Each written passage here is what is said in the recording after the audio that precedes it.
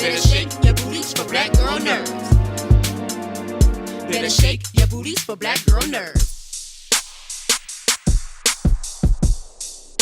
Hello, Phoebe and Regé. I'm so excited to talk to the two of you. You guys have me just riveted, paying attention to what's happening over the course of the season.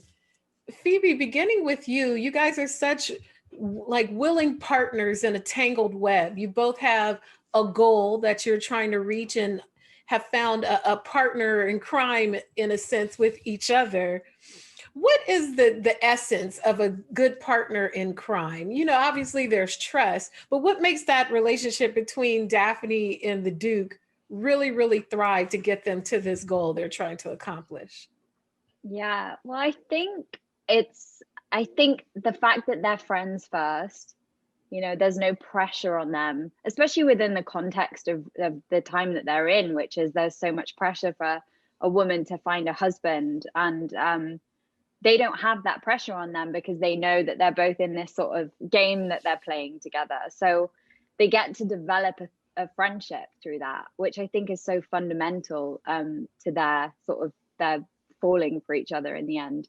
And also, you know, he's so against this society. He's so sort of, he rebels against it all. And Daphne, when you meet her, very much conforms to it. So I think he just allows her to be herself, which I think is also really important. Finding someone you can really be yourself around without the pressure of anything else. Right. A luxury that a lot of women at that time didn't have, being themselves, in addition to being corseted and bound tight, not just physically, but just emotionally and just in their day-to-day lives. Regé, you are a perfect Duke. You are so handsome. Let me just say that. You are perfect in this. You just look so regal and we have a very talented makeup team. Oh, you know, well, God took his time. They did a good job. But with the Duke, you know, it's easy to kind of say, oh, he's a dark horse, he's a bad guy, you know, the bad boy, you know, the counter princely type.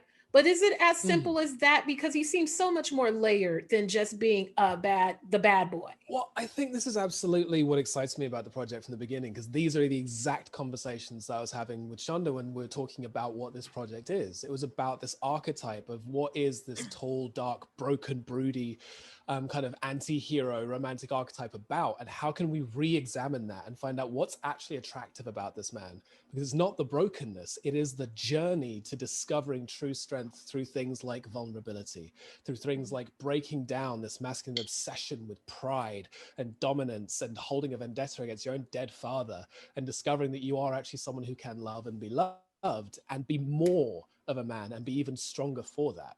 And so I think that's what allows the Duke to be more layered than we might expect. So he can be a bit of a bad boy, but also be so much more. And that's the journey that we take him on. Absolutely. Phoebe, with Daphne, what I like is that she has her own ambitions and her own goals that she wishes to accomplish, but she's still rooted in her femininity, and she does value some of those traditional things that are expected of women.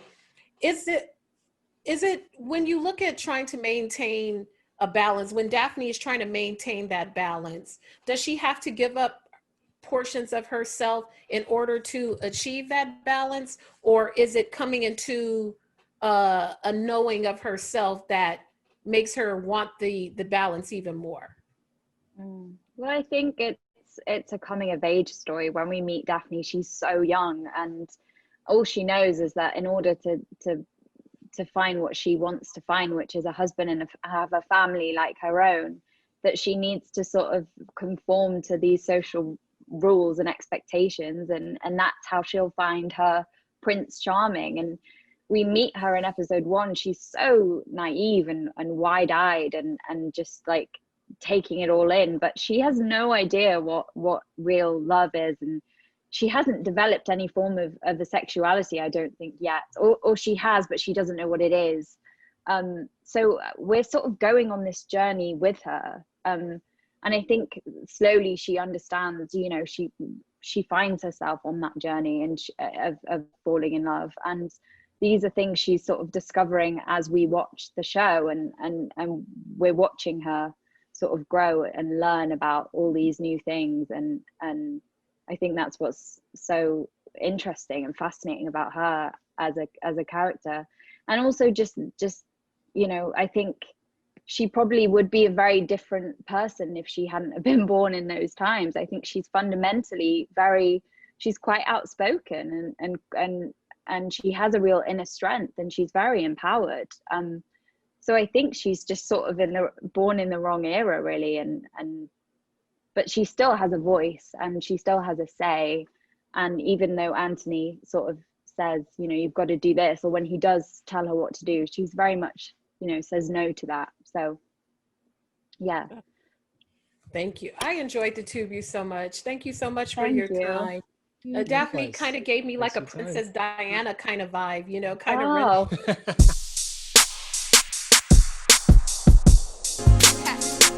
Better shake your booties for black girl nerves. Better shake your booties for black girl nerves.